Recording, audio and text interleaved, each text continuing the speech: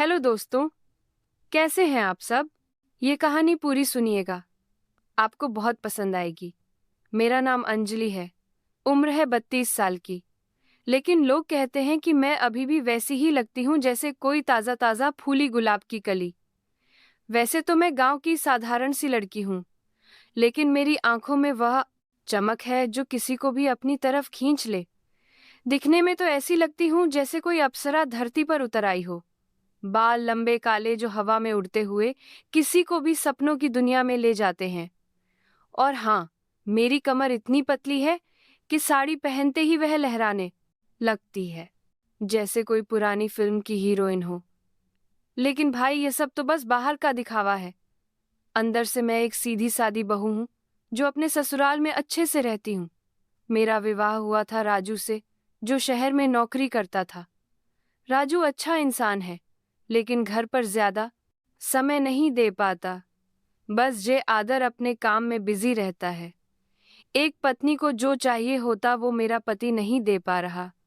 मैं और मेरा पति शहर में ही रहते हैं, लेकिन मेरा ससुराल गांव में था। छोटा सा घर, चारों तरफ खेत। कई सालों बाद मेरा मन हुआ कि मैं अपने ससुराल जाऊंगी खेतों में। मेरे पति ने भी बोल दिया कि मैं भी कुछ दिनों के लिए काम के सिलसिले में शहर से बाहर जा रहा हूँ। तुम पापा के पास चली जाओ। मेरे ससुराल में मेरे ससुर जी ही रहते हैं। सासू माँ को गुजरे सालों हो गए हैं। ससुर जी, जिनका नाम हरिया था, वो गांव के ही एक किसान थे। उम्र करीब 50 के आसपास, लेकिन मजबूत कद काठी चेहरा, साफ सुथरा दाढ़ी छोटी सी कटी हुई। वो हमेशा खेतों में लगे रहते, लेकिन शाम को घर लौटते तो उनकी आंखों में वह थकान नहीं होती जो दूसरे बूढ़ों में दिखती है, बल्कि एक चमक होती, जैसे कोई राज छुपा हो। मैं जब ससुर जी के पास आई तो ससुर जी ने मुझे देखा और मुस्कुराए। अरे बेटी, आ गई। अब ये घर रोशन हो गया। उनकी आवाज गहरी थी, लेकिन इतनी कोमल कि मेरी रूह तक उतर गई। मैं शर्माई साड़ी की चोली ठीक की और बोली, जी पापा जी, अब मैं भी यही हूँ। वो हंसे। पापा जी मत बोलो, बस पापा बोलो, जैसे राजू को बोलते हो। उस पल कुछ तो लगा, लेकिन मैंने सोचा बस स्नेह है। कुछ दिन गुजरे और फिर राजू भी काम से लौटकर सीधा गांव में ही आ गया। अब हम दोनों यहाँ पापा के पास रह रहे थे। पहले कुछ दिन तो सब सामान्य चले। सुबह उठकर मैं चाय बनाती ससुर जी के लिए नाश्ता। राजू तो सुबह ही चला जाता शहर। एक दिन सुबह की बात है, मैं रसोई में आटा गूंथ रही थी। ससुर जी अंदर आए पीछे से। अंजलि, आटा गूंथते हुए कितनी सुंदर लग रही हो। हाथों में वो लय जैसे कोई नाच रही हो। मैं चौकी पीछे मुड़ी। वो मुस्कुरा रहे थे, आंखों में शरारत। पापा, आप डराते हो? शायद आप कुछ कहना चाहते हो लेकिन कह नहीं पा रहे हो। मैं हंसी, लेकिन दिल की धड़कन तेज हो गई। डरना क्यों? बस सच बोल रहा हूँ। तेरी माँ ने भी ऐसे ही आटा गूंथना सिखाया था मुझे। उन्होंने मेरे पास आकर आटा छुआ। देख, ऐसा गूंथना, दबाव डालो, लेकिन नरमी से। उनके हाथ मेरे हाथों पर आए गर्म मजबूत। मैंने झटके से हाथ खींचा, लेकिन वो बोले, अरे शर्मा, क्या रही घर का काम है। उस दिन से कुछ तो बदल गया। हर छोटी बात में वो नज़दीकी महसूस होने लगी। धीरे धीरे दिन बीतने लगे। एक शाम को खेत से लौटे ससुर जी। मैं आंगन में झाड़ू दे रही थी। धूप ढल रही थी, हवा में मिट्टी की खुशबू, और वो आए। अपनी कमीज उतारी, पीठ पर पसीना चमक रहा था। उन्होंने कहा, अंजलि पानी लाना, प्यास लगी है। मैं दौड़ी के गई और लौटा भर लाई। वो झुके पीने लगे। पानी उनके होठों से टपका और गर्दन पर चला गया। मैंने देखा और नजरें हटा ली, लेकिन वो मुझे बहुत अच्छा लगा। फिर मैंने कहा, पापा आप थक जाते हो ना रोज। वो उठे, मेरी तरफ देखा और बोले, थकान तो है, लेकिन तेरी एक नजर में उतर जाती है। मैंने कहा, क्या बोले? मतलब वो हंसे। मतलब तू देख ले तो लगता है सब ठीक है। रात को सोते हुए मैंने सोचा, ये क्या हो रहा। लेकिन अगली सुबह फिर वही।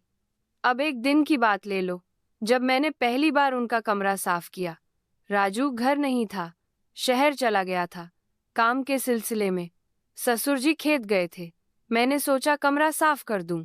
अंदर गई, उनकी अलमारी खोली और कपड़े निकाले। एक पुरानी डायरी मिली, खोली तो लिखा था, मेरी पत्नी की यादें। दिल दुखा, लेकिन पढ़ा संगीत नहीं, बस रख दी। तभी ससुर जी लौट आए। अंजलि क्या कर रही? मैं घबरा गई और बोली, साफ सफाई पापा। वो पास आए और डायरी उठाई। फिर वो बोले, ये मत पढ़ना, पुरानी बातें हैं। उनकी आंखें नम थी। मैंने हाथ पकड़ा और कहा, कुछ बताओ ना। वो बैठ गए बिस्तर पर। मैं उनके बगल बैठ गई। फिर उन्होंने कहा, तेरी सासू माँ बहुत हंसमुख थी, रातों को कहानियां सुनाती। मैंने कंधा टिकाया। अब मैं सुनाऊंगी। वो मुड़े, मेरी तरफ, सांसें करीब। तू भी वैसी ही है। वो पल लंबा लगा, लेकिन फिर वो उठे। चल चाय पिला। कुछ हुआ नहीं, लेकिन वो करीबी उफ। फिर दिन बीतते गए। अब एक शाम हम दोनों आंगन में बैठे बैठे थे। ससुर जी ने तंबाकू पीने की आदत छुड़ाई थी, लेकिन कभी कभी खींच लेते। वो बोले, अनंजलि तू बता, राजू के साथ सब ठीक है ना? मैं शर्माई और बोली, हाँ पापा। वो बोले, ठीक तो है, लेकिन कभी कभी लगता है तू अकेली पड़ जाती है। मैंने सिर झुकाया और कहा, नहीं, आप तो हो ना। वो हंसे, हाँ मैं हूं, लेकिन कभी कभी लगता है मैं भी तुझे और करीब से देख लूं। दिल धक से हो गया। करीब से? वो बोले, मतलब तेरी हर बात समझ लूं, जैसे कोई बाप। लेकिन उनकी नजरें वो कुछ और कह रही थी। रात को मैंने सोचा यह क्या जाल बुन रहे हैं, लेकिन सुबह उठी तो फिर वही। एक दिन गांव में मेला लगा था, लेकिन हम नहीं गए, घर पर ही थे। जी ने कहा, अंजलि संगीत, आज कुछ बनाना, पुरानी रेसिपी। मैं रसोई में लगी। वो भी आए। देख, मसाला ऐसे डालना। हाथ मिले फिर, लेकिन इस बार लंबे। पापा आपका हाथ कितना मजबूत। वो बोले, तेरा भी नरम जैसे रोई। हवा रुक गई लगी, लेकिन फिर चाय का पानी उबल गया और हम हंसे। लेकिन वो हंसी में कुछ छुपा था। धीरे धीरे हमारी करीबी बढ़ती जा रही थी। एक दिन जब मैं साड़ी पहन रही थी, वो बाहर से बोले, अंजलि साड़ी अच्छी लगी। लपेटते हुए देखा तो लगा कोई राजकुमारी। मैं बाहर आई, राजकुमारी आप तो राजा लगते हो। वो बोले, राजा तो बन जाऊंगा अगर तू रानी बने। मैं हंसती। समय बीतता गया।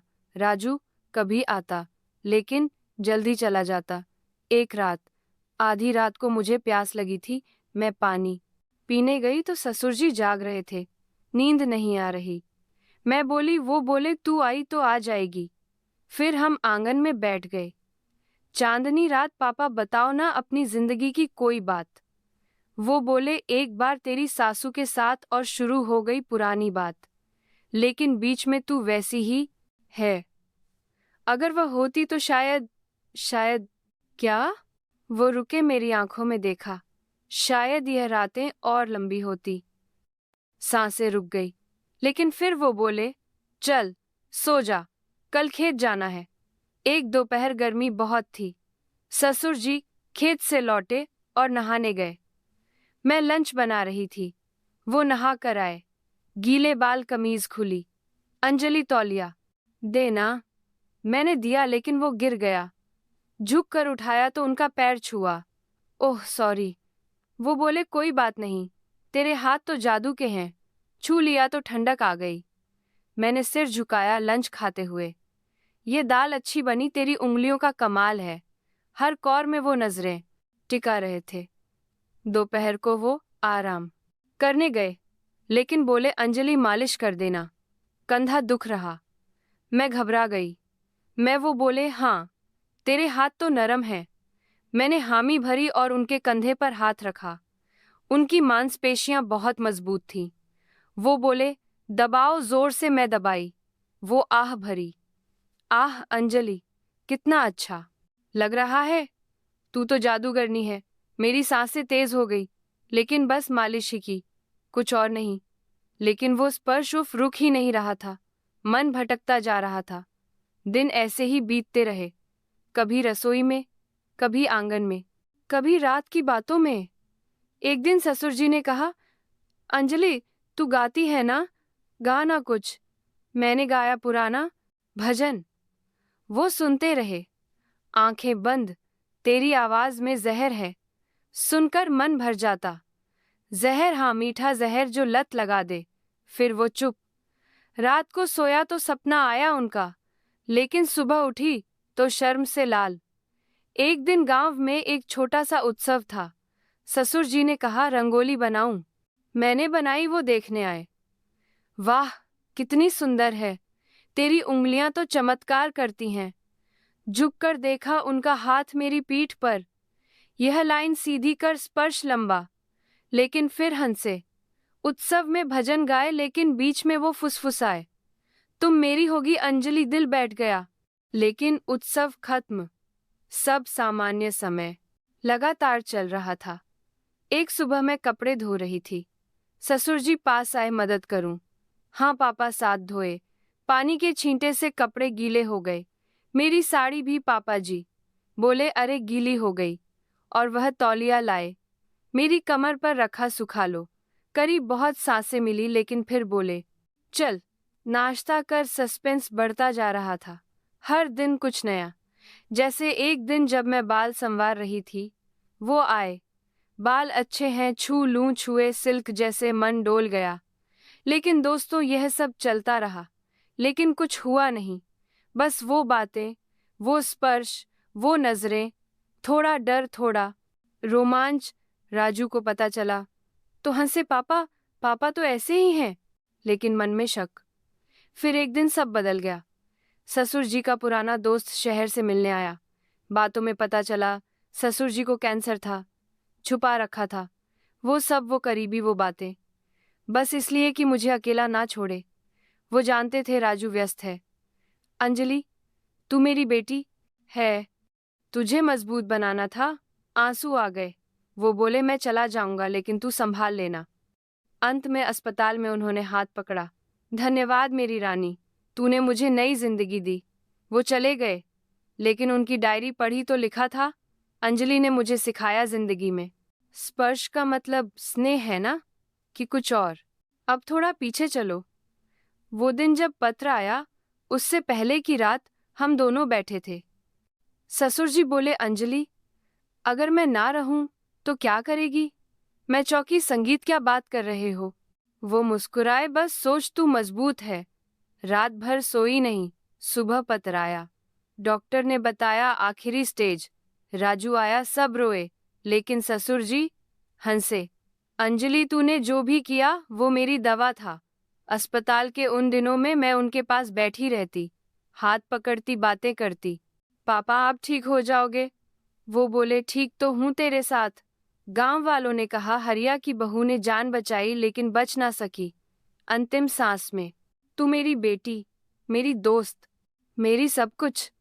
ससुर जी चले गए, लेकिन उनकी यादें बची। मैंने घर संभाला राजू के साथ, लेकिन हर शाम आंगन में बैठती हूँ, सोचती हूँ उन बातों को जो लगती थी कुछ और, वो स्नेह थी। अब मैं फिर से अकेली पड़ चुकी हूँ।